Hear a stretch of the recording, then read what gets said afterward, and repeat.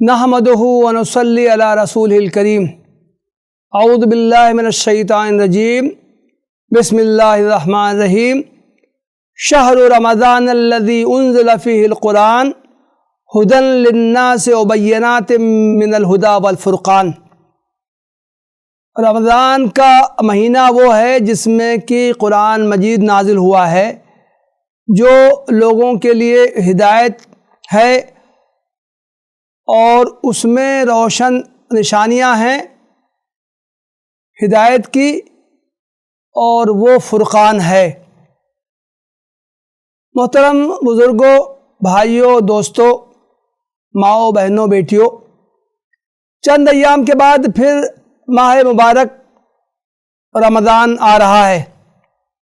وہ لوگ کتنے خوش قسمت ہیں جن کو پھر ایک بار رمضان کی برکتوں سے فیض اٹھانے کا موقع مل رہا ہے۔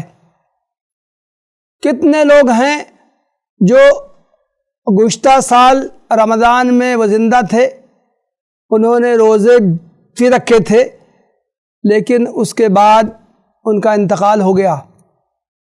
کتنے لوگ ہیں جو گزشتہ رمضان میں بھی تھے اور آنے والے رمضان میں بھی وہ رہیں گے، لیکن وہ رمضان کی سعادتوں سے، برکتوں سے، فیض اٹھانے سے محروم رہتے ہیں۔ تو ہمیں اللہ تعالیٰ کا شکر ادا کرنا چاہیے کہ اس نے ہم کو باشعور مسلمان بنایا ہے، ہم کو اپنے دین پر چلنے کی توفیق عطا فرمائی ہے، اور ہمیں رمضان المبارک کی برکتوں، سعادتوں سے فائدہ اٹھانے کا موقع اس نے عطا کیا ہے۔ آج کی مجلس میں رمضان اور قرآن مجید سے کیا خاص تعلق ہے،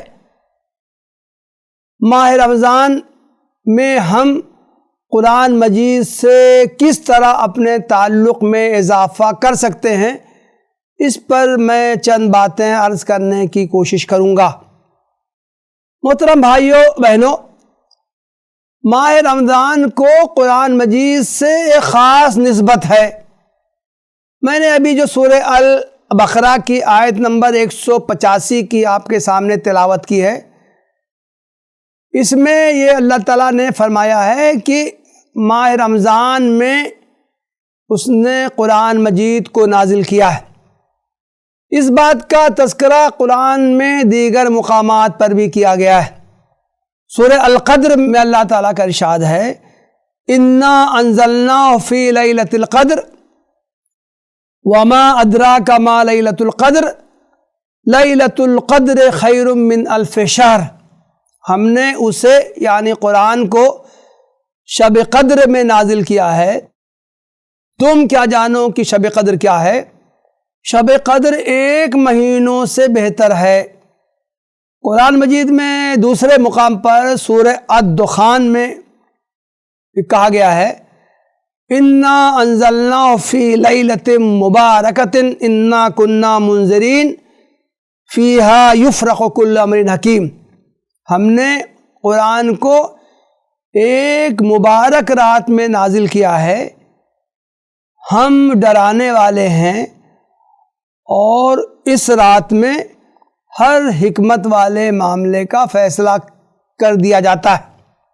یہ جو لیلۃ القدر کہا گیا ہے سورہ القدر میں، اور لیلۃ مبارکہ کہا گیا ہے سورہ الدخان میں، ان آیت میں جس رات کا تذکرہ کیا گیا ہے، صحیح احادیث سے معلوم ہوتا ہے کہ وہ رمضان المبارک ہی کی ایک رات ہے۔ گویا کہ سورہ البقرہ میں تو کہا گیا ہے کہ قرآن کو ماہ رمضان میں نازل کیا گیا ہے، اور دوسرے مقامات میں کہا گیا ہے کہ اس کو رمضان کی ایک خاص رات میں، جسے لیلۃ القدر کہا جاتا ہے، اس میں نازل کیا گیا ہے۔ سورہ البقرہ کی آیت میں یہ بات بیان کرنے کے ساتھ کہ قرآن کا نزول رمضان کے مبارک مہینے میں ہوا ہے، قرآن کی تعریف و توصیف میں بھی چند باتیں کہی گئیں۔ اس میں کہا گیا ہے ہدی للناس، قرآن تمام انسانوں کے لیے ہدایت کا سرچشمہ ہے۔ بینات من الہدی، قرآن میں روشن نشانیاں بیان کر دی گئی ہیں جس کے ذریعے لوگ صحیح راستے پر چل سکتے ہیں۔ الفرقان، قرآن جو ہے وہ فرقان ہے، وہ ایک کسوٹی ہے، صحیح اور غلط، حق اور باطل، ان کے درمیان وہ فرق کرنے والی کتاب ہے۔ تو گویا کہ وہ کتاب جس میں تمام انسانوں کے لیے رہنمائی فراہم کی گئی ہے، اس میں روشن نشانیاں بیان کی گئی ہیں، حق و باطل کے درمیان فرق کرنے والی واضح احکام اس میں آئے ہیں۔ ایسی عظیم الشان کتاب ماہ رمضان میں نازل کی گئی ہے۔ اس سے ہم سمجھ سکتے ہیں کہ ماہ رمضان اور قرآن مجید میں کتنا گہرا تعلق ہے۔ یہ قرآن ایک عظیم نعمت ہے جو اللہ تعالیٰ نے انسانوں کو عطا کی۔ اس نعمت پر شکر گزاری کا تقاضا ہے کہ اس مہینے میں جس میں قرآن نازل کیا گیا ہے اس میں اللہ کے بندے زیادہ سے زیادہ اس کی عبادت کریں، زیادہ سے زیادہ اس میں اپنا تزکیہ کرنے کی کوشش کریں۔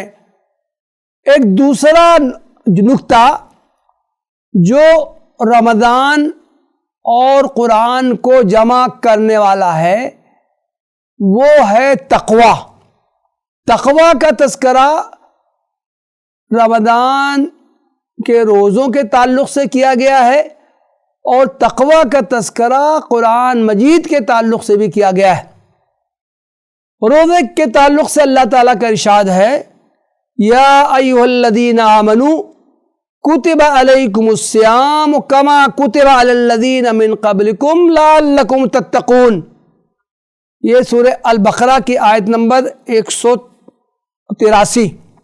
اے لوگو جو ایمان لائے ہو، تم پر روزے فرض کیے گئے ہیں جس طرح کہ تم سے پہلے کے لوگوں پر فرض کیے گئے، امید ہے کہ اس سے تمہارے اندر تقوی کی صفت پیدا ہوگی۔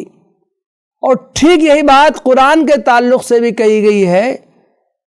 سورہ البقرہ کی ابتدائی آیات میں سے ہے، الف لام میم ذالک الکتاب لا ریب فیہ ھدی للمتقین۔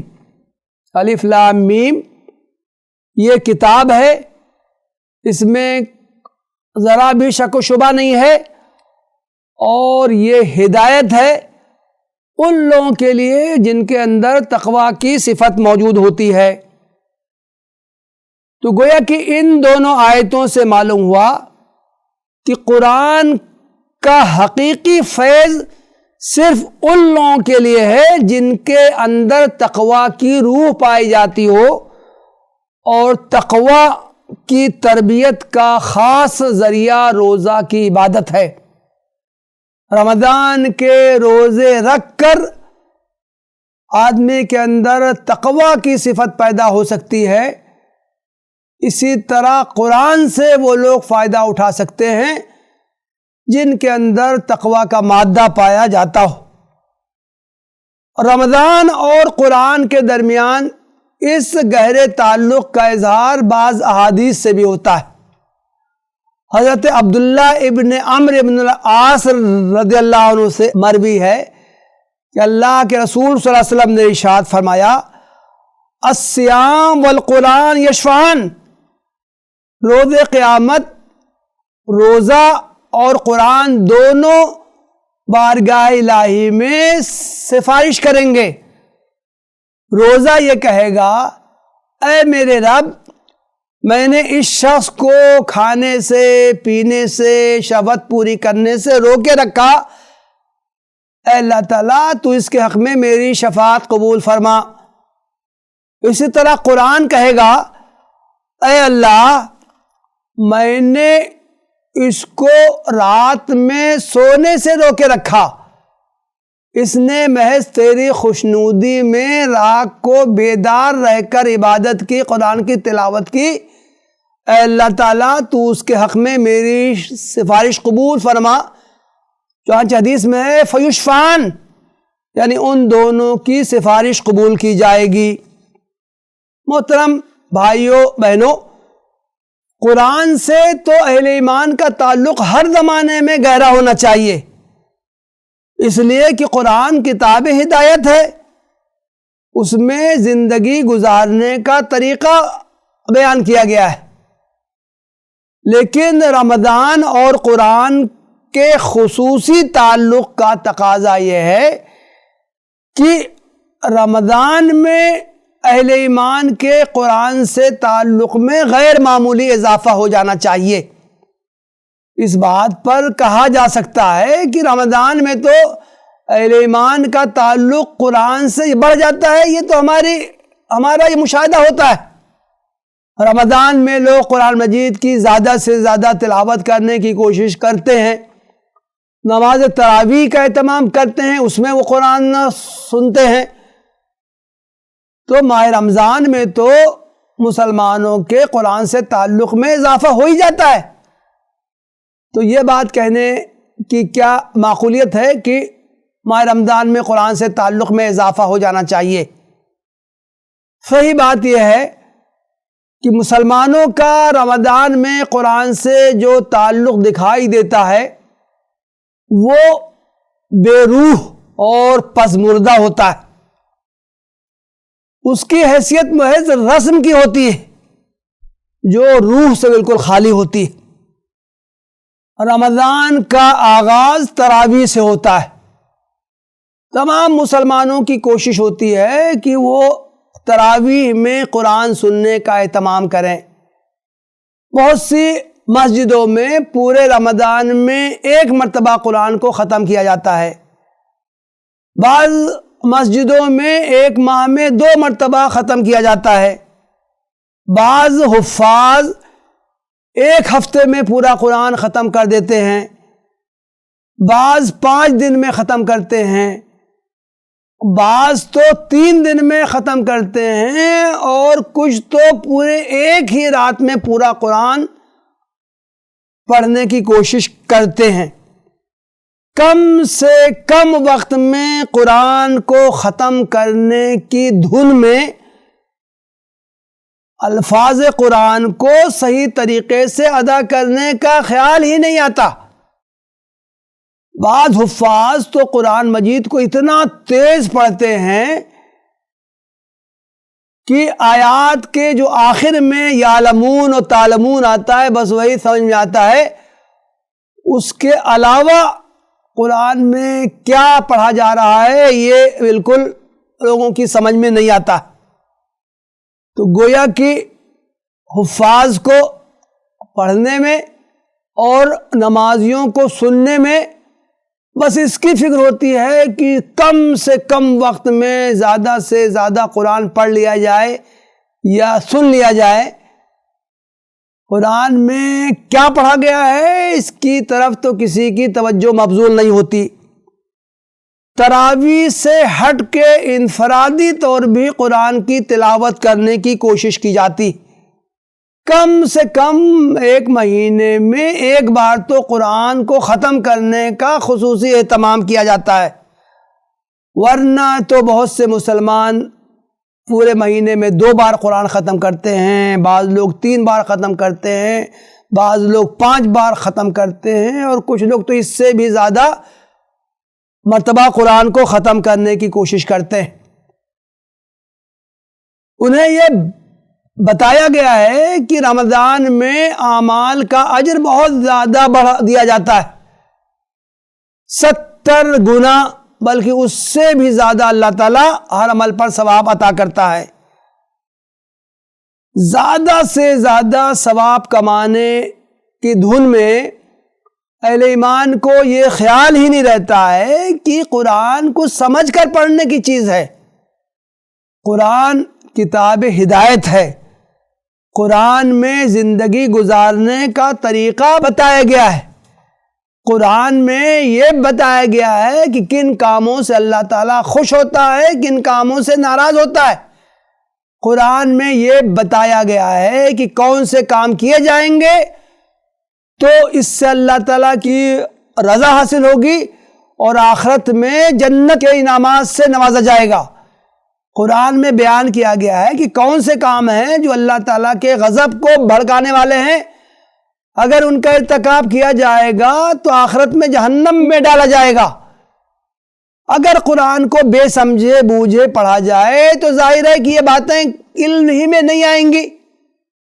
قرآن دنیا کی واحد کتاب ہے جسے سب سے زیادہ پڑھا جاتا ہے۔ قرآن کے علاوہ اور کوئی کتاب پوری دنیا میں ایسی نہیں ہے کہ جتنا قرآن پڑھا جاتا ہے اتنا ہی اور کسی کتاب کو پڑھا جاتا ہو۔ لیکن اس کے ساتھ دوسری حقیقت یہ بھی ہے کہ قرآن دنیا کی واحد کتاب ہے جسے بغیر سمجھے بوجھے پڑھا جاتا ہے۔ یہ کتنی عجیب بات ہے۔ دنیا کی کوئی دوسری کتاب ایسی نہیں ہے جسے بغیر سمجھے بوجھے پڑھا جاتا ہے۔ اسٹوڈنٹس جو کتاب پڑھتے ہیں ظاہر ہے کہ وہ سمجھ کر پڑھتے ہیں، جس موضوع کی بھی کتاب ہو لازمی ہے کہ اس کو سمجھ کر پڑھا جائے۔ لیکن قرآن یہ ایسی کتاب ہے جس کو بڑی تعداد میں لوگ بغیر سمجھے بوجھے اس کو پڑھتے ہیں۔ ان کا خیال ہوتا ہے کہ بس قرآن کے الفاظ کو زبان سے گزار دینے ہی سے آدمی اجر و ثواب کا مستحق بن جاتا ہے۔ اس تعلق سے ایک حدیث ہماری رہنمائی کرتی ہے۔ حضرت عبداللہ ابن عمرو ابن العاص رضی اللہ عنہ سے مروی ہے، وہ اللہ کے رسول صلی اللہ علیہ وسلم کی خدمت میں حاضر ہوئے اور آپ سے سوال کیا کہ میں قرآن کو کتنے دنوں میں ختم کروں؟ اللہ کے رسول صلی اللہ علیہ وسلم نے فرمایا اقرأ القرآن فی شہر، 1 مہینے میں ختم کرو۔ حضرت عبداللہ نے کہا انی اجد قوہ، میں اس سے کم دنوں میں قرآن ختم کرنے کی اپنے اندر سکت پاتا ہوں۔ اللہ کے رسول صلی اللہ علیہ وسلم نے فرمایا اقرأ فی 20، تو 20 دنوں میں ختم کر لیا کرو۔ حضرت عبداللہ ابن عمرو نے پھر دہرایا انی اجد قوہ، میں اس سے کم دنوں میں قرآن ختم کرنے کی اپنے اندر طاقت پاتا ہوں۔ روایت میں آتا ہے اللہ کے رسول نے فرمایا کہ 15 دن میں ختم کر لو۔ انہوں نے کہا میں اس سے بھی کم دنوں میں ختم نہ کر سکتا ہوں۔ اللہ کے رسول نے فرمایا اچھا ٹھیک ہے تو تم 10 دن میں ختم کر لو۔ انہوں نے پھر عرض کیا کہ نہیں میں اس سے بھی کم دنوں میں ختم کر سکتا ہوں۔ تب اللہ کے رسول صلی اللہ علیہ وسلم نے فرمایا اقرأ فی 7 ولا تزیدن علی ذلک، دیکھو بھائی 7 دن میں قرآن ختم کر لو، اس سے کم میں ختم کرنے کی ہرگز کوشش مت کرو۔ یہ سنن ابو داؤد کی حدیث ہے، حدیث نمبر 1388 ہے۔ ابو داؤد ہی میں ایک دوسری روایت ہے کہ اس پر بھی حضرت عبداللہ نے کہا کہ میں اس سے بھی کم دنوں میں قرآن ختم کر سکتا ہوں۔ تو حدیث کے الفاظ ہیں، اس کو غور سے سنیے۔ اللہ کے رسول صلی اللہ علیہ وسلم نے فرمایا اچھا ٹھیک ہے تم 3 دن میں ختم کر لو۔ ساتھ ہی آپ نے فرمایا لا یفقہ من قرأ القرآن فی اقل من 3، جو شخص 3 دن سے کم میں قرآن ختم کرنے کی کوشش کرے گا، اس کا مطلب یہ ہے کہ وہ قرآن کو بغیر سمجھے بوجھے پڑھے گا۔ اس حدیث کا واضح پیغام یہ ہے کہ قرآن کو سمجھ کر پڑھنے کی کوشش کرنی چاہیے۔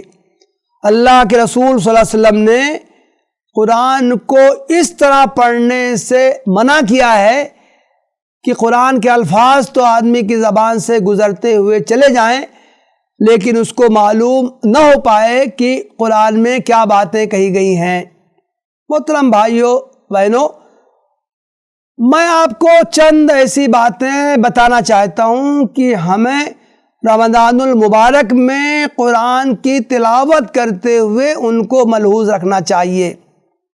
سب سے پہلا کام تو ہم یہ کر رہے ہیں کہ ہمیں جتنا بھی قرآن یاد ہے اس کو نفل نمازوں میں دہرانے کی کوشش کریں۔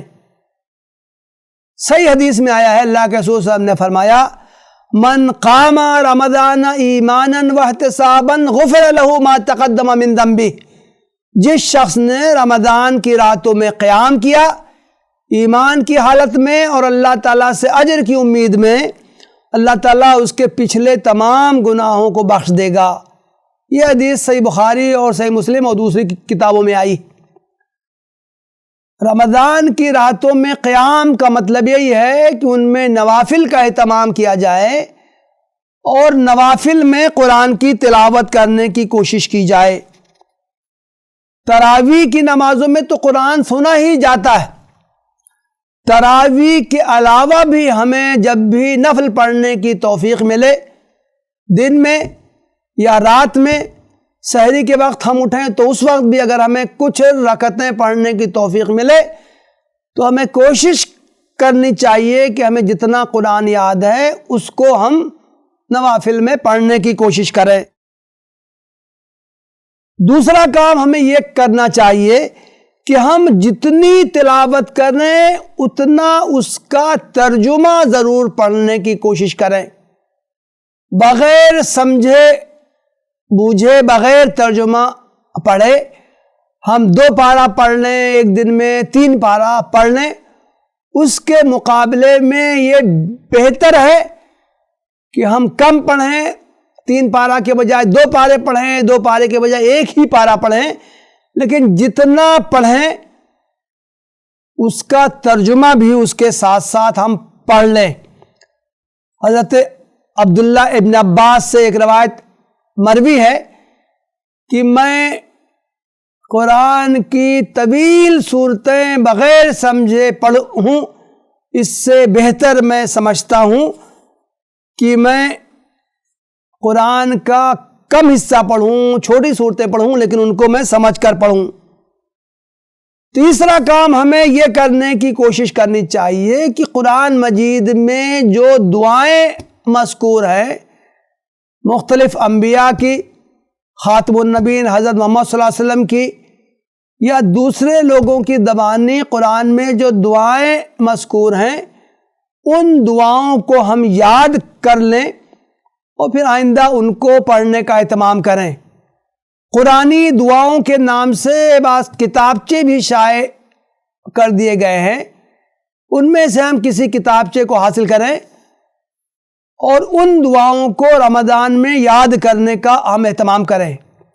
یہ دعائیں بہت زیادہ نہیں ہیں، 30 35 40 دعائیں ہیں، مختصر دعائیں ہیں، 1 آیت میں ہے، 2 آیتوں میں ہے، ہم بہت آسانی سے ان کو یاد کر سکتے ہیں۔ قرآنی دعاؤں اور اللہ کے رسول صلی اللہ علیہ وسلم سے جو دعائیں ثابت ہیں ان کی تاثیر بڑھ کر ہے۔ ویسے تو دعا الفاظ کی زبان کی پابند نہیں ہے، ہر شخص اپنی زبان میں دعا کچھ بھی مانگ سکتا ہے، لیکن ظاہر ہے کہ جو دعائیں اللہ کے رسول صلی اللہ علیہ وسلم سے ثابت ہیں یا جو دعائیں قرآن مجید میں مذکور ہیں ان کی تاثیر بڑھ کر ہوتی ہے۔ چوتھا کام ہمیں رمضان میں یہ کرنے کی کوشش کرنی چاہیے کہ ہم قرآن دوسروں سے بھی سننے کی کوشش کریں۔ اس تعلق سے ایک حدیث ہے، اللہ کے رسول صلی اللہ علیہ وسلم نے ایک مرتبہ حضرت عبداللہ ابن مسعود رضی اللہ عنہ سے فرمایا، اقرأ علیہ، تم مجھ کو قرآن پڑھ کے سناؤ۔ حضرت عبداللہ ابن مسعود کو حیرت ہوئی، انہوں نے عرض کیا، اقرأ علیک وعلیک انزل، قرآن تو آپ ہی کے اوپر نازل ہوا ہے اور پھر میں آپ ہی کو سناؤں؟ اللہ کے رسول صلی اللہ علیہ وسلم نے فرمایا، نہیں، میں کسی دوسرے سے سننا چاہتا ہوں۔ حضرت عبداللہ بیان کرتے ہیں کہ میں نے سورہ النساء کی تلاوت شروع کی، میں پڑھتا گیا، اللہ کے رسول صلی اللہ علیہ وسلم سنتے گئے، یہاں تک کہ میں جب 41ویں آیت پر پہنچا، فَكَيْفَ إِذَا جِئْنَا مِن كُلِّ أُمَّةٍ بِشَهِيدٍ وَجِئْنَا بِكَ عَلَىٰ هَٰؤُلَاءِ شَهِيدًا، اس وقت کیا عالم ہوگا جبکہ ہم ہر قوم میں سے ایک گواہ کو اٹھائیں گے اور آپ کو ان لوگوں پر گواہ بنائیں گے۔ حضرت عبداللہ کہتے ہیں کہ میں نے دیکھا کہ اللہ کے رسول صلی اللہ علیہ وسلم کی آنکھوں سے زار و قطار آنسو بہہ رہے تھے۔ اس سے معلوم ہوتا ہے کہ کبھی کبھی دوسروں سے بھی قرآن سننے کا اہتمام کرنا چاہیے۔ ہم کسی حافظ سے سنیں، کیسٹ سے سنیں۔ آج کل تو ہر موبائل میں قرآن کی آیات، پورے قرآن کی ریکارڈنگ ہوتی ہے، مشہور حفاظ کی، قاریوں کی ہوتی ہے، کسی کی بھی ہم سن سکتے ہیں، بلکہ موبائل میں قرآن ترجمے کے ساتھ بھی اس کی ریکارڈنگ موجود ہے، ہم اس کا اہتمام کر سکتے ہیں۔ دوسروں سے قرآن سننے میں ہمیں روحانی سرور بھی حاصل ہوگا اور اس کے ساتھ ساتھ تصحیح تلاوت بھی ہوگی۔ ہمیں یہ بھی معلوم ہوگا کہ قرآن کی تلاوت کس طرح کرنی چاہیے۔ رمضان المبارک میں ہم پانچواں کام یہ کر سکتے ہیں کہ تجوید اور تصحیح تلاوت کا اہتمام کریں۔ ہم کسی قاری کی خدمات حاصل کریں، کسی حافظ کی خدمات حاصل کریں، اپنے کسی دوست سے رابطہ کریں جو قرآن اچھی طرح پڑھتا ہو، وہ تجوید اس کو آتی ہو، اور اس کے سامنے ہم خود کچھ قرآن سنائیں، تو اس طرح ہمیں صحیح طریقے سے قرآن پڑھنے کا موقع ملے گا اور ہماری تجوید درست ہوگی۔ عموماً یہ مشاہدہ رہتا ہے کہ ہم میں سے بہت سے لوگ ہیں وہ قرآن کو صحیح طریقے سے نہیں پڑھ پاتے ہیں، تجوید کے اعتبار سے غلطیاں ہوتی ہیں۔ اگر ہم کسی ماہر کی خدمات حاصل کریں، اس کے سامنے کچھ قرآن کی تلاوت کریں تاکہ وہ ہماری اصلاح کر دے، تو اس سے بھی ہمیں غیر معمولی فائدہ ہوگا۔ چھٹا کام ہمیں یہ کرنا چاہیے کہ ہم کسی تفسیر کی کتاب کو اپنے مطالعے میں شامل کر لیں۔ قرآن مجید کی بہت سی تفسیریں پائی جاتی ہیں، کچھ مختصر ہیں، کچھ مفصل ہیں۔ مولانا سید ابو العلا مودودی کی تفسیر تفہیم القرآن 6 جلدوں میں ہے، اس کی تلخیص 2 جلدوں میں شائع ہوئی ہے، اور ایک مولانا کا ترجمہ قرآن ما مختصر حواشی ہے، وہ تو ایک ہی جلد میں ہے۔ مولانا امین حسن اصلاحی کی تفسیر تدبر قرآن کے نام سے ہے۔ مولانا شمس پیرزادہ کی تفسیر دعوت القرآن کے نام سے ہے۔ بیان القرآن یہ مولانا اشرف علی تھانوی کی تفسیر کا بھی نام ہے، اور ڈاکٹر اسرار احمد کی تفسیر کا بھی نام ہے۔ مولانا ابوالکلام آزاد کی تفسیر ترجمان القرآن کے نام سے ہے۔ مولانا شبیر احمد عثمانی کے مختصر حواشی ہیں جو مولانا محمود حسن صاحب کے ترجمہ قرآن پہ ہیں۔ پیر کرم شاہ ازہری صاحب کی تفسیر ضیاء القرآن کے نام سے ہے۔ اس کے علاوہ بھی اور تفسیریں ہیں۔ جو بھی تفسیر ہمیں آسانی سے اویلیبل ہو جائے ہم اس سے استفادہ کریں اور اس کا کچھ حصہ ہم پڑھنے کا اہتمام کریں۔ 7واں کام ہم رمضان میں یہ بھی کر سکتے ہیں کہ ایسے دینی اجتماعات میں شرکت کریں جن میں درس قرآن دیا جاتا ہے۔ رمضان المبارک میں دینی پروگراموں کا اہتمام کیا جاتا ہے، ان پروگراموں کا ایک خاص جز درس قرآن ہوتا ہے، تو ہمیں دروس قرآن کی مجلسوں میں بھی شرکت کرنے کی کوشش کرنی چاہیے۔ ایک کام ہم یہ کر سکتے ہیں کہ رمضان المبارک میں اجتماعی مطالعہ قرآن کی مجلسیں منعقد کریں، قرآن کی کچھ منتخب آیتیں متعین کر لیں، روزانہ 1 گھنٹہ 1.5 گھنٹہ اجتماعی مطالعہ قرآن کے لیے ہم اکٹھا ہوں۔ اگر مختلف ساتھی مختلف تفسیروں کا مطالعہ کر کے آئیں اور وہ جب اکٹھا ہوں تو اپنا حاصل مطالعہ پیش کریں، اس طرح ہمیں مختلف تفسیروں میں کیا باتیں کہی گئی ہیں، آیات کی کیا تشریحات کی گئی ہیں، وہ بھی ہمیں معلوم ہو جائیں گی۔ بہرحال رمضان المبارک ایک خاص موقع ہمیں فراہم کرتا ہے جبکہ ہمیں اجتماعی مطالعہ قرآن کی کوشش کرنی چاہیے۔ تراویح میں ایک اور چیز کا اہتمام کیا جا سکتا ہے کہ عصر کی نماز کے بعد یا اور کسی نماز کے بعد خلاصہ تراویح پیش کیا جائے۔